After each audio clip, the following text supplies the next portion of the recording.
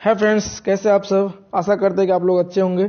ठीक है, और आज का मेरे YouTube channel BMLT exam preparation आपको लोगों को स्वागत है। आज का जो टॉपिक रहने वाला है HSSC lab technician question paper का सोल्व लेकर आ गया हूँ, जो आप लोगों के लिए बहुत ही इंपॉर्टेंट है। और जैसे कि आपको पता है कि बीएमएलटी एग्जाम प्रिपरेशन का ये दूसरा चैनल मेरा ओपन हुआ है, तो इसको भी ढेर सारा प्यार दीजिए, सपोर्ट कीजिए। ठीक है, और इस पे जो है आपका अलग अलग एग्जामों का क्वेश्चन पेपर लेके आऊँगा। ठीक है, और सभी का सोल्व करवाऊँगा, जितने भी एग्जाम होगा एग्जाम का क्वेश्चन पेपर होगा। और आप लोगों के पास भी यदि कोई एग्जाम का क्वेश्चन पेपर हो तो आप हमें ज़रूर सेंड कर दीजिएगा। मैं आपको नंबर प्रोवाइड करा दिया था और एक बार फिर मैं प्रोवाइड करा दूंगा। ठीक है, लास्ट में तो आप उस व्हाट्सएप नंबर पे आप हमें क्वेश्चन पेपर भेज दीजिएगा। और यदि आपको कुछ ये डायरेक्टली उस क्वेश्चन पेपर को हमको शो करना है तो बता दीजिएगा, यदि नहीं शो करवाना है उसका तो मैं उस पे से टाइप करके फिर उसको क्वेश्चन पेपर को सोल्व कराऊंगा। जैसे कि ये भी मैंने टाइप करके करवा रहा हूँ आप लोगों को। और इस क्वेश्चन पेपर में क्या होता है कि बहुत सारे क्वेश्चन पेपर में कि general knowledge, GK, GS, English, ये सब भी सारा कुछ पूछा रहता है, तो बहुत ही बड़ा हो जाता है क्वेश्चन पेपर। इसलिए मैं वैसे यदि क्वेश्चन रहता है तो मैं टाइप भी कर लेता हूँ तो बढ़िया रहता है। ठीक है, इसलिए मैं टाइप कर लिया हूँ। तो ये है आपका HSSC lab technician question paper का सोल्व है। जो इसका एडवर्टाइजमेंट नंबर क्या था, तो एडवर्टाइजमेंट नंबर इसका ये था 15/2019 को ये एडवर्टाइजमेंट था। और एग्जाम डेट कब हुआ था, ये एग्जाम 24/7/2021 को ये एग्जाम हुआ था। ठीक है, इसी का सोल्व लेकर आ गया हूँ। ठीक है, तो आप लोग जाकर के चेक कर सकते, यदि आप लोग कोई एग्जाम दिए होंगे HSSC लैब टेक्नीशियन का तो आप जाकर मिला सकते हैं कि हाँ वही क्वेश्चन है कि नहीं है। यदि नहीं होगा तो फिर आप मेरे को बताइएगा। ये 100% आपको गारंटी के साथ बोलो कि वही क्वेश्चन पेपर है। ठीक है, तो आप लोग क्रॉस चेक कर सकते हैं हमारे साथ। ठीक है, कोई दिक्कत नहीं है। तो आज का जो पहला क्वेश्चन है आपका क्या है, आप देख लेते हैं। आज का जो पहला क्वेश्चन है कि dash is responsible for the normal viscosity of synovial fluid which serves to lubricate the joint so that move freely। आपको इस चैप्टर से ये क्वेश्चन पूछा है, उसके ऊपर एक वीडियो बनाए थे। ठीक है, आप लोगों ने उतना प्यार सपोर्ट नहीं दिया था उस वीडियो को, लेकिन ये जो टॉपिक है बहुत ही इंपॉर्टेंट टॉपिक है, इसीलिए मैंने वो वीडियो बनाया था। और यहाँ से अक्सर फ्लूइड का चैप्टर जब भी आता है ना, वहाँ से अक्सर एक नंबर का क्वेश्चन बनने का चांस रहता है हमेशा। तो यही से देखिए, ये क्वेश्चन वहीं से पूछा गया है कि that is responsible for the normal viscosity of the synovial fluid which serves to lubricate the joint so that move freely। तो बोला गया है ये जो विस्कोसिटी होता है किसके कारण होता है, किसके कारण वो लुब्रिकेंट होता है। ठीक है, जिसके कारण क्या होता है, हमारा ज्वाइंट जो है फ्रीली मूव करता है। तो ऑप्शन नंबर 1 में दिया pleural fluid, pericardial fluid, hyaluronic acid, option number D hydrochloric acid. तो आपको यदि याद होगा तो उसमें मैंने बताया था इसमें क्या हो जाएगा, हाइलुरोनिक एसिड। इसके कारण क्या होता है, इसका विस्कोसिटी जो है बना रहता है। यदि हाइलुरोनिक एसिड एब्सेंट हो जाए तो क्या होता है, इसको विस्कोसिटी जो होता है डिग्रीज होता है, जैसे क्या होता है चिकनापन जो होता है कम हो जाएगा। ठीक है, इसके कारण क्या होगा, हमारा ज्वाइंट जो है इजीली जो है मूव नहीं कर पाएगा। ठीक है, और दर्द करेगा ज्वाइंट सब में। ठीक है, तो इसीलिए हाइलुरोनिक एसिड का वहाँ प्रेजेंट होना बहुत ही जरूरी रहता है। ठीक है, इसका राइट आंसर क्या है, option number C is the right answer.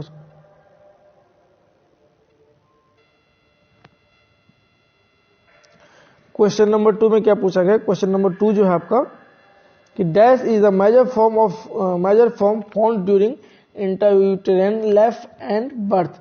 बोला गया है कि इंट्रायूटेराइन लाइफ में या तो बर्थ के समय में इसमें से कौन सा मेजर जो है, हीमोग्लोबिन लिखा नहीं है लेकिन हीमोग्लोबिन का ये पार्ट है, मैं आपको बता दूं। इसके बारे में भी डिटेल्स मैंने बता दिया थ्योरी क्लास में, और बहुत सारे अभी मैंने क्वेश्चन पेपर भी करवाया है जो लैबोरेटरी टेक्नीशियन चैनल पे भी है, और अभी इस नए चैनल पे एक ही PDF डाला है, एक ही वीडियो डाला है, उस पर भी है। ठीक है, तो आपका जो है इसका HbA जो हो जाएगा ऑप्शन नंबर 1 है, ऑप्शन नंबर बी जो है HbA2 है, ऑप्शन नंबर सी क्या है HbF है, और ऑप्शन नंबर डी है नन ऑफ दीज। इसका राइट आंसर क्या आ जाएगा, option number C is the right answer. ठीक है, HbF जो है ये पाया जाता है किसमें, इंट्रायूटेराइन लाइफ में, और बर्थ के समय जो एट बर्थ होता है उस समय प्रेजेंट होता है। ये सबसे ज्यादा हीमोग्लोबिन HbF ही रहता है। ठीक है, आपको मैंने बताया था कि HbF भी चेन होता है, उसमें क्या क्या रहता है, अल्फा रहता है, बीटा रहता है, गामा रहता है, डेल्टा रहता है। ये भी बहुत इंपॉर्टेंट है, बार बार मैं बताया हूँ, तो आपको उसको याद रखिएगा। इसमें नहीं बता रहा हूँ, ठीक है, क्योंकि इसको मैं चाहता हूँ ज़्यादा क्वेश्चन नहीं है, उसको एक ही वीडियो में इसको कंप्लीट कर लूँ इसीलिए।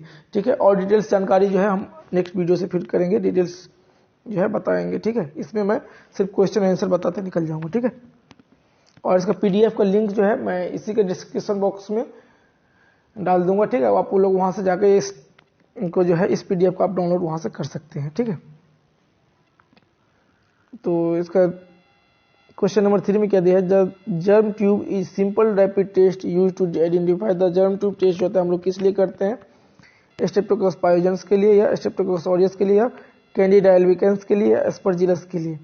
तो हम लोग किस लिए करते हैं, इसका राइट आंसर क्या हो जाएगा 3 का C, कैंडिडा एल्बिकेंस के लिए हम लोग क्या करते हैं, ये जर्म ट्यूब टेस्ट करते हैं। ठीक है, डार्क देखिए ये विटामिन से देखिए फिर एक क्वेश्चन आया। मैं आपको बार बार बोल रहा हूँ कि हमारे विटामिन का जो है क्लास पूरा करवाया गया है, आप वहां जाकर देख लीजिए, बहुत ही अच्छे से दिया हुआ है। ठीक है, और हो सकता है तो नए चैनल पे भी मैं अपलोड करूंगा उसका फिर से बना करके, और हर एक एग्जाम में आपको विटामिन से एक नए क्वेश्चन भी देखने को मिलेगा, इसीलिए आप लोग विटामिन का चैप्टर सबसे पहले आप कर लीजिए, क्योंकि वहां से बहुत कम सब्जेक्ट, बहुत कम मटेरियल्स पढ़ के आपको 1 मार्क्स इजीली मिल जाएगा। यही बोला गया है कि dark adaptation time is increase dash deficient individual, किसके डिफिशिएंसी होने के कारण होता है, विटामिन ए, जिसका केमिकल नेम क्या होता है, रेटिनॉल होता है। क्या होता है, रेटिनॉल होता है। ठीक है, विटामिन B, C और D का बीमारी का नाम बताइएगा हमें, और इसका केमिकल नाम हमें कमेंट बॉक्स में बताइएगा। ठीक है, इसके बाद क्या है क्वेश्चन नंबर 5 में, क्वेश्चन नंबर 5 में क्या पूछा गया, dash is surrounds the lungs and lines the wall of thoracic cavity. बोला गया कि लंग्स के चारों तरफ और line of the wall of thoracic cavity के वॉल के जो लाइन है उसके अगल बगल में कौन सा फ्लूइड रहता है। इसका राइट आंसर क्या हो जाएगा, option number A pleural fluid, B peritoneal, C cerebro CSF fluid और डी जो है पेरिकार्डियल फ्लूइड। इसका राइट आंसर क्या हो जाएगा, option number A is the right answer, pleural fluid जो होता है इसके चारों तरफ रहता है। ठीक है, नेक्स्ट क्वेश्चन क्या है, क्वेश्चन नंबर आपका 6 की फंक्शन ऑफ प्लेटलेट, प्लेटलेट का फंक्शन क्या है। तो option number A to react to injury of vessels by forming an aggregate plug of platelet that can physically slow down और stop blood loss। इसमें बोला गया कि जब इंजुरी होता है, तो जब वेसल में इंजुरी होता है तब क्या करता है, प्लेटलेट जो एग्रीगेट होकर के एग्रीगेट होता है, माने एक साथ इकट्ठा होकर क्या करता है, उसको स्टॉप करता है, धीरे धीरे क्या करता है, ब्लड को स्टॉप करने का कोशिश करता है, उस जगह को फिल करने की कोशिश करता है जहां पे ब्रेक डाउन हुआ है। ठीक है, नंबर 2 बोला गया to help activate and participate plasma coagulation to serve more effective as a barrier to extensive blood loss. वही बोला गया है कि ये जो एक्टिवेट होकर क्या करता है, प्लाज्मा कोagulation को प्लाज्मा को क्या करता है, कोagulate करता है, धीरे धीरे एक बैरियर की तरह काम करता है, जो बीच में जैसे बोले ना एक दूसरे को चिपक जाता है, तो ये क्या एक बैरियर का काम करता है, एक्सटेंसिव ब्लड लॉस को रोकता है, माने ज्यादा ब्लड लॉस को रोकता है। ठीक है, इसके बाद क्या बोला ऑप्शन नंबर सी में maintain the endothelial lining of the red cell. ठीक है, ऑफ द ब्लड सेल, यहाँ पर द आर नहीं होगा। ठीक है, ऑफ द ब्लड वेसल्स। ठीक है, इसके बाद क्या है, ऑल ऑफ द, इसका राइट आंसर क्या हो जाएगा, option number D is the right answer, all of the above होगा। ये सभी का सभी फंक्शन जो होता है प्लेटलेट का है। ठीक है, इसके बाद क्या पूछा गया यहाँ पे कि dash represent the weight of haemoglobin in the RBC। इसे बोला गया है कि हीमोग्लोबिन जो है RBC में कितना है, कितना मात्रा में रहता है, ये कौन हमें बताता है इसमें से, क्योंकि ये जो है रेड सेल इंडिसेस का ये जो है पार्ट है। ठीक है, इसका राइट आंसर क्या हो जाएगा, MCH, जिसको फुल फॉर्म होता है मीन सेल हीमोग्लोबिन। ठीक है, यही हमें बताता है मीन सेल हीमोग्लोबिन कि RBC में कितना अमाउंट में हमारा जो है HB का जो है वेटेज है, मैंने कितना है।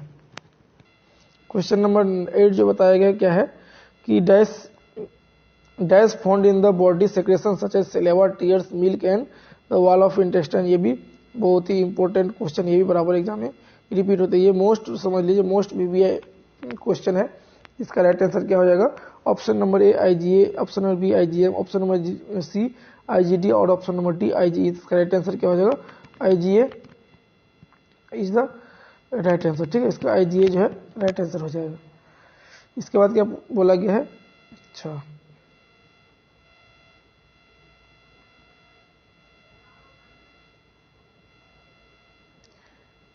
इसका क्वेश्चन क्या है? क्वेश्चन नंबर 9 में क्या पूछा गया कि agent in the dash category are not usually encountered in the routine microbiology laboratory.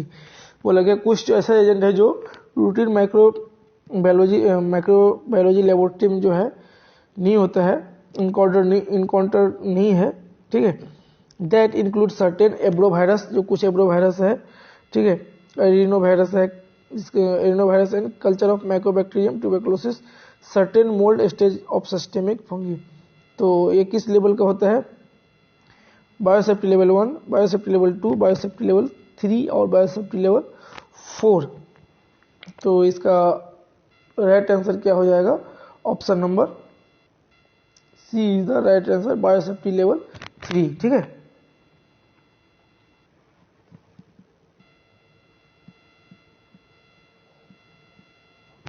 इसके बाद क्या है? Question number 10 next, method of transmission of infection include. बोला गया है कि इन्फेक्शन का ट्रांसमिशन मेथड है वो कौन कौन सा है? यहाँ पे जो बोला गया inoculation, inhalation, contact, all of these. इसका राइट आंसर क्या हो जाएगा? Option number D is the right answer, all of these होगा। इस सभी की तरह इस सभी मेथड से क्या होता है?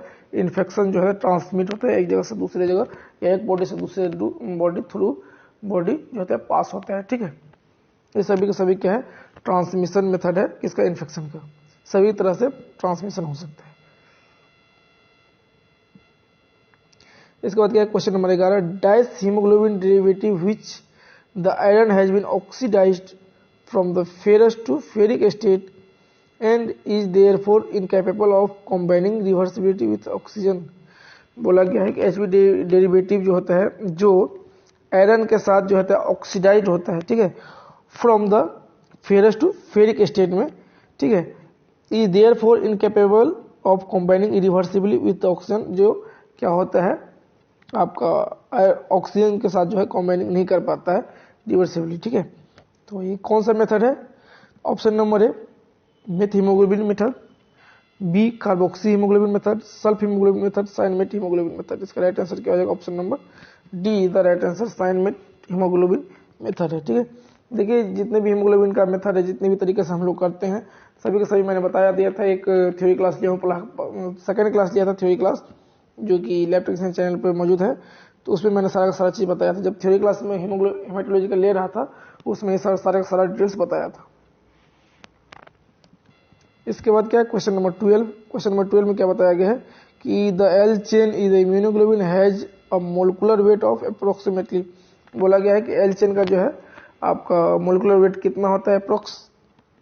इसमें होता है 5000, 15000, 25000। ऑप्शन नंबर डी दिया है 35000। इसका राइट आंसर क्या हो जाएगा? Option number C is the right answer, 25000। ठीक है,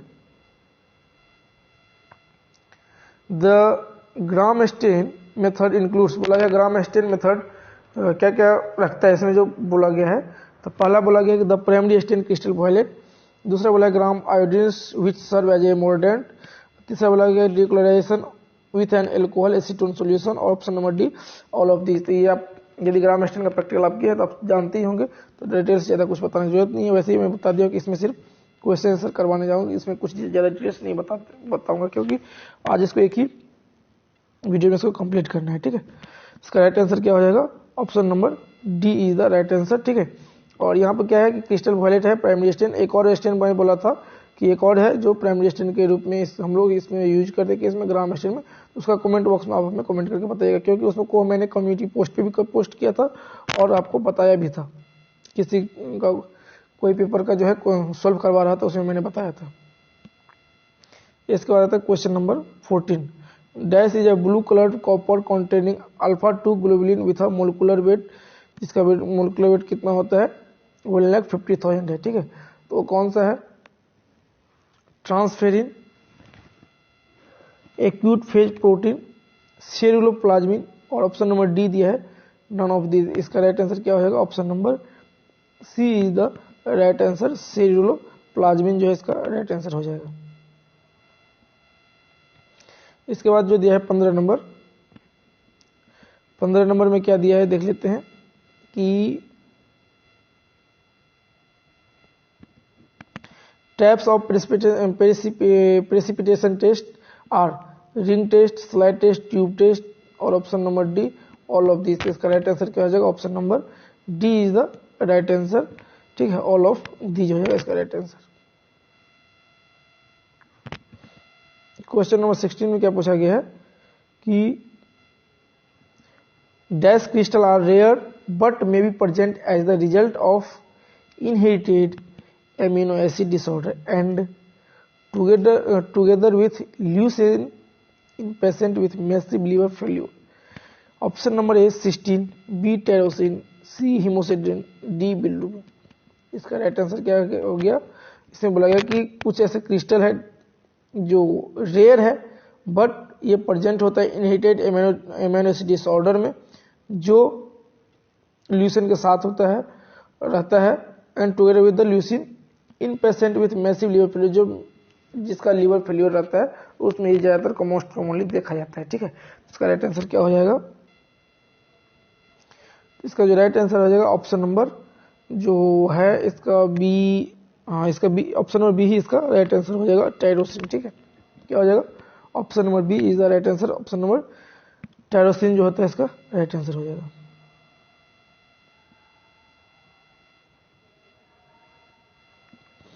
इसके बाद क्या है? क्वेश्चन नंबर 17,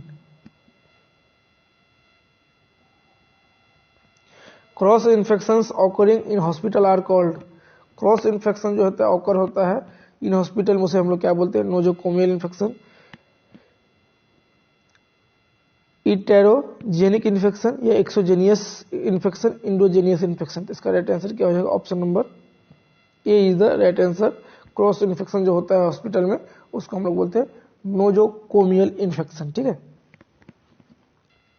इसके बाद क्या क्वेश्चन नंबर 18, क्वेश्चन नंबर 18 में क्या बताया गया है? पूछा गया है कि dash are usually obtain to diagnosis or rule out malignancy, ठीक है। उसमें से क्या हम लोग सैंपल लेते हैं, ठीक है, या कैसे करते हैं, ठीक है। तो ब्रश स्मीयर यूज करते हैं या fine needle aspiration, option number C serum blocks, या option number D none of these. तो इसका राइट आंसर क्या हो जाएगा? 18 का बी फाइन नीडल एस्पिरेशन जो होता है ये साइटोलॉजी में ज्यादातर या मैलिग्नेंसी के लिए हम लोग इसको ज्यादातर ये मेथड जो है हम लोग यूज करते हैं सैंपल को कलेक्ट करने के लिए, ठीक है। इसके बाद क्या बोला गया है यहाँ पे क्वेश्चन नंबर 19 में कि dash is required one or both of two accessory growth factor 10 and 5 present in blood.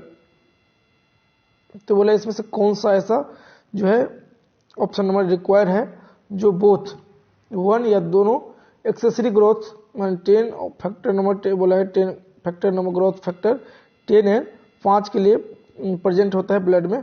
Option number A E coli, B Klebsiella, option number C Haemophilus, option number D all of this. का right answer क्या हो जाएगा? Option number C is the right answer, Haemophilus. इसके बाद क्या देगा question number 20। Question number 20 में क्या बोला गया है कि सम स्पीसीज और bacteria exhibit great variation in the shape and size of individual cell known as pleomorphism, involution और macrocyte. Option number D none of the above. इसका राइट आंसर क्या हो जाएगा? Option number A is the right answer, pleomorphism जो है इसका right answer हो जाएगा, ठीक है। इसके बाद question number 21, dash urine is the preferred type of specimen for culture and sensitivity testing because of the reduce incidence of cellular and microbial contamination. तो बोल रहा है कौन सा ऐसा जो है हम लोग कौन सा यूरिन जो प्रीफर करते हैं फॉर किसके लिए? कल्चर एंड सेंसिटिविटी के लिए। बिकॉज क्यों? किस लिए हम लोग यूज करेंगे ये, जिससे कि हम लोग उसको जो है कम से कम जो है कॉन्टामिनेशन हो, इसके लिए हम लोग कौन सा सैंपल यूज करते हैं कल्चरल सेंसिटिविटी के लिए यूरिन में। तो रैंडम यूरिन स्पेसिमेन यूज करते हैं, या mid stream clean catch specimen use करते हैं, या 24 आवर टाइम्ड स्पेसिमेन यूज करते हैं, या कैथेटर कलेक्शन स्पेसिमेन यूज करते हैं। तो हम लोग जो प्रीफर करते हैं वो होता है सबसे मोस्ट कॉमन प्रीफर जो करते हैं mid stream clean catch specimen as possible. यदि पॉसिबल होता है तो करना ही पड़ता, करना पॉसिबल है तो ये लेना ही पड़ेगा, नहीं तो अदरवाइज नहीं पॉसिबल है तो कैथेटर का भी स्पेसिमेन कलेक्शन करना ही पड़ता है। ठीक है, इसको एज ए सेफ्टी को ध्यान में रखते हुए इसको कैथेटर का ये स्पेसिमेन हम लोग यूज करते हैं। इसके बाद है function of the carbohydrate include. बोला गया कि कार्बोहाइड्रेट का फंक्शन क्या है। Option number they are the most abundant dietary source of energy for all organism। Number में दिया गया है कि they are precursors for many organic compound।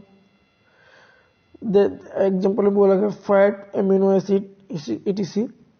Number C में बोला गया participate in the structure of cell membrane and cellular function such as growth, addition and fertilization. Option number D दिया है ऑल ऑफ दीज। इसका right answer क्या हो जाएगा, option number D is the right answer. ठीक है, all of the above जितने भी है सभी के सभी फंक्शन क्या है कार्बोहाइड्रेट का ही है। ठीक है, इसके बाद क्या है क्वेश्चन नंबर 23।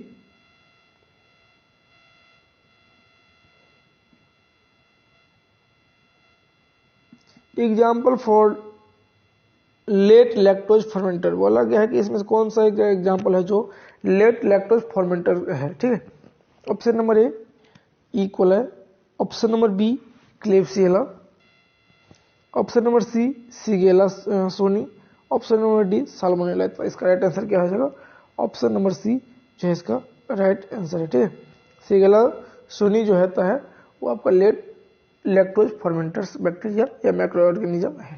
ठीक है, इसके बाद क्या है क्वेश्चन नंबर आपका 24। Bacteria are those that grow best in the presence of a low oxygen tension. बोला गया है जो लो ऑक्सीजन टेंशन पे जो बैक्टीरिया जो ऑर्गेनिज्म ग्रो करता है बेस्ट तरीके से, अच्छे तरीके से, उसे हम लोग क्या नाम देंगे, क्या बोलेंगे उसको, थर्मोफिलिक, मैक्रो एरोफिलिक, मीजोफिलिक या एनएरोब्स। इसका राइट आंसर क्या हो जाएगा, option number B is the right answer. उसको हम लोग क्या बोलेंगे, मैक्रो एरोफिलिक। क्यों बोलेंगे, मैक्रो माने क्या होता है कम, ठीक है, एरोफिलिक माने एयर, जो लो एयर में होता है उसी को तो बोलते हैं लो ऑक्सीजन। तो इसका राइट आंसर क्या हो जाएगा, option number B is the right answer. Question number 25 क्या पूछा गया कि enzyme that catalyze the transfer of functional groups. ठीक है, बोला गया कौन सा ऐसा एंजाइम है जो that catalyze the transfer of functional group में है। ठीक है, option number A oxidoreductase transferase, option number C hydrolases. ठीक है, और ऑप्शन नंबर डी के में क्या दिया हुआ है आपका लाइजेज। ठीक है, इसका राइट आंसर क्या हो जाएगा, option number B is the right answer. Transferase जो होता है एंजाइम जो कैटालाइज है जो ट्रांसफर ऑफ फंक्शनल ग्रुप का है। ठीक है,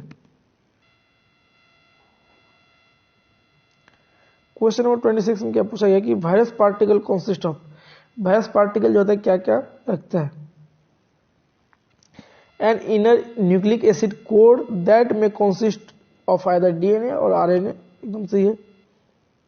इसके बाद क्या बोला गया है कि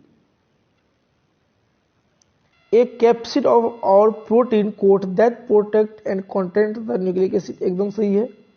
ठीक है, और ऑप्शन नंबर बी में क्या बोला गया, possibly an outer lipid layer और envelope that surrounds the nucleocapsid. ये भी एकदम सही है, ये भी होता है, ये भी रखता है। और ऑप्शन नंबर डी क्या बोला गया, ऑल ऑफ दीज। इसका राइट आंसर क्या हो जाएगा, all of the above is the right answer. ठीक है, ये सभी के सभी क्या है वायरस पार्टिकल जो है रखता है, डीएनए भी रखता है, आरएनए भी रखता है, ठीक है।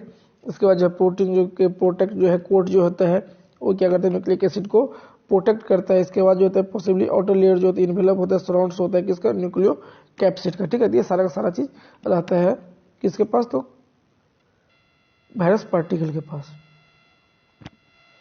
इसके बाद क्या देख question number 27, electrophoresis of serum proteins is conveniently used for the diagnosis of dash disease. बोल रहा है इलेक्ट्रोफोरेसिस जो होता है सेरम प्रोटीन का किसका डायग्नोसिस करने के लिए हम लोग यूज करते हैं, multiple myeloma, acute infection, nephrotic syndrome, all of the. इसका भी राइट आंसर क्या होगा, option number D is the right answer. हम लोग सभी के लिए इसका इलेक्ट्रोफोरेसिस सेरम प्रोटीन का जो है इस्तेमाल कर लेते हैं, ठीक है। तो इसका राइट आंसर क्या हो जाएगा, option number D is the right answer. इसका नेक्स्ट क्या है, नेक्स्ट क्या क्वेश्चन नंबर 28 कि non motile Proteus strain used in the agglutination test. कौन सा टेस्ट हम लोग यूज करते हैं non motile Proteus strain, OX2, B OX19, C OXK, D all of these. तो 28 का आई थिंक इसका ऑल ऑफ दीज होगा। इसका जो है आंसर हमें यदि गलत होगा तो हमें कमेंट करके बताइएगा, वैसे मैं भी चेक कर लूंगा, ठीक है। हमको लगता है जहां तक इसका ऑप्शन नंबर डी जो होता है राइट आंसर हो जाएगा, ऑल ऑफ द अबव, ठीक है। यदि आपको इसके यदि गलत होगा तो हमें कमेंट करके बताइएगा, वैसे हम भी एक बार कन्फर्म हो लेंगे कि 28 नंबर का ऑप्शन नंबर कौन सा होगा, ठीक है। वैसे I think option number D होगा इसका right answer. OX2, OX19, OXK ये सभी के सभी स्ट्रेन होते हैं non motile Proteus strain used agglutination test के लिए। ये इसका राइट आंसर जो है डी ही होगा, ठीक है। कॉन्फर्म है इसका, डी होगा ऑल ऑफ दीज, ठीक है। इसके बाद क्वेश्चन नंबर 29। 29 में क्या पूछा गया है कि dash acts as an excretory channel for metabolic product of CNS। इसका क्या है, कौन ऐसा है, इस नीचे में जो ऑप्शन है इसमें से कौन सा है जो काम करता है excretory channel for metabolic product of CNS के लिए। तो इसका राइट आंसर क्या हो जाएगा, ऑप्शन नंबर ए ब्लड, C CSF, डी जो है सी जो है वाटर, ऑप्शन नंबर डी क्या है प्लाज्मा है। तो इसका राइट आंसर क्या हो जाएगा, option number B is the right answer. CSF जो है इसका सही आंसर हो जाएगा।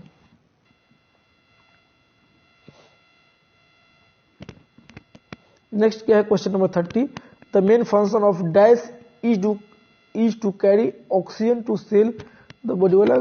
बोला गया है कि इसमें इसका किसका फंक्शन है, जो ऑप्शन में दिया हुआ है, जो क्या कैरी करता है, ऑक्सीजन कैरी करता है, ठीक है। क्या करता है, ऑक्सीजन कैरी करता है, किसके लिए, सेल के लिए करता है हमारे बॉडी में, ठीक है। तो किसका मेन फंक्शन है, RBC का, WBC का, प्लेटलेट का, नन ऑफ दिस। इस ऑप्शन के अनुसार इसका क्या हो जाएगा right answer, option number C. लेकिन इसका किसका मेन काम होता है, हीमोग्लोबिन का मेन काम होता है जो RBC के अंदर प्रेजेंट होता है। तो इसके इसीलिए दोनों का काम माना जाता है कि दोनों ही मिलकर के क्या करता है, ऑक्सीजन को कैरी करता है, हमारे सेल तक पहुंचाता है, ठीक है।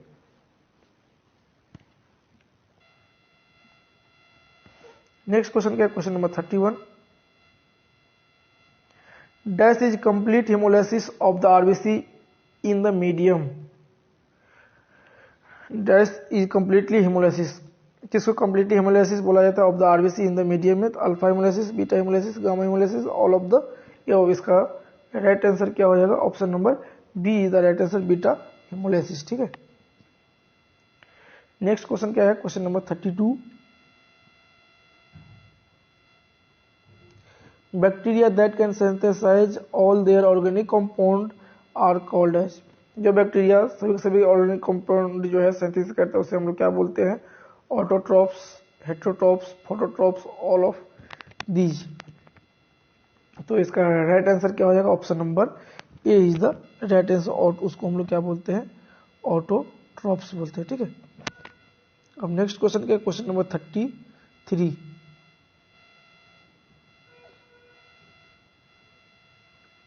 ये बहुत ही इंपॉर्टेंट क्वेश्चन है 33 वाला। ये मैंने क्लिनिकल पैथोलॉजी का जो MCQ करवाया हूँ, बहुत ही अच्छा MCQ है, आप वहाँ जाकर देख लीजिएगा, ठीक है। और जो लैब टेक्नीशियन चैनल पर डला हुआ है, मैंने हम क्या किया है कि जितने हम लैब टेक्नीशियन चैनल पर जो है प्लेलिस्ट तैयार कर दिया गया है कि हेमेटोलॉजी का, माइक्रोबायोलॉजी का, ब्लड बैंक का, क्लिनिकल पैथोलॉजी का, फ्लूइड का, सभी का प्लेलिस्ट तैयार कर दिया गया। आप वहाँ पे जाकर के सारा का सारा वीडियो देख सकते हैं, ठीक है। तो इसका क्या क्वेश्चन है 33 में, dash is excretion of an abnormally small amount of urine less than 500 ml पर 24 आवर्स। बोला गया है कि 24 आवर में जो है 500 ml से भी कम यूरिन पास आउट करता है। उस कंडीशन को हम लोग क्या बोलते हैं, पोलीयूरिया, ओलिगोयूरिया, एनुरिया और नॉक्चूरिया। इसमें जितना भी टर्म दिया गया सभी के बारे में मैंने बताया, पोलीयूरिया, ओलिगोयूरिया, एनुरिया और नॉक्चूरिया दोनों में सभी का। तो आज मैं बता दिया कि ज़्यादा डिटेल्स नहीं बताऊंगा, नहीं तो पोली माने आप जानते हैं क्या होता है, ठीक है। ओलिगो माने जानते हैं, तो इसका राइट, सबसे पहले इसका राइट आंसर बता दूं, इसका राइट आंसर हो जाएगा आपका ओलिगोयूरिया, ठीक है। बात बाकी हमें बता दीजिएगा कमेंट में, ठीक है। नॉक्चूरिया को भी मैंने बताया, एनुरिया को भी बताया हूँ, सारा का सारा टर्म बताया हो। यदि नहीं आपको याद है तो आप हमारे वीडियो भी जाकर देख सकते हैं, चाहे क्वेश्चन पेपर भी करवाते आता हूँ, तो उसमें भी जहाँ पर टॉपिक रहता है मैं सारा का सारा डिटेल्स बताता हूँ। आज मैं पहली बार नहीं बता रहा हूँ डिटेल्स, ठीक है। आज का ये लास्ट क्वेश्चन है, ठीक है, क्वेश्चन नंबर 34। तो HSC में जो है मात्र 34 क्वेश्चन जो था, 34 क्वेश्चन लैब टेक्नीशियन के सिलेबस से पूछा गया था। बाद बाकी जो है GK, सोशल साइंस और इंग्लिश लैंग्वेज से पूछा गया था, ठीक है। तो 34 नंबर क्वेश्चन क्या है कि dash is the term used to represent the deterioration of fat and oil resulting in the unpleasant taste. तो इसका राइट आंसर क्या होगा, hydrolysis, rancidity, saponification. Option number D is the none of the ये। इसका right answer क्या हो जाएगा, option number B is the right answer, rancidity बोलता है उस टर्म को, क्या बोलते हैं उस टर्म को, रेंसिडिटी बोलते हैं, ठीक है। आज का ये यहीं पे खत्म होता है, ठीक है, ये वीडियो। फिर अगले वीडियो में किसी क्वेश्चन पेपर को लेकर आऊँगा, ठीक है। नेक्स्ट पेपर, क्वेश्चन पेपर जो है हो सकता है तो NCL वाला लेकर आऊँगा, या तो NCL लैब टेक्नीशियन में जो पूछा गया है, या तो आपका रेलवे का लेकर आऊँगा, ठीक है। यदि आपको ये वीडियो अच्छा लगे जरूर लाइक कीजिए, कमेंट कीजिए, अपने दोस्तों को शेयर कीजिए। तब तक के लिए धन्यवाद। जय हिंद, जय भारत। देखते रहिए हमारा यूट्यूब चैनल लैबोरेटरी टेक्नीशियन, ठीक है। धन्यवाद।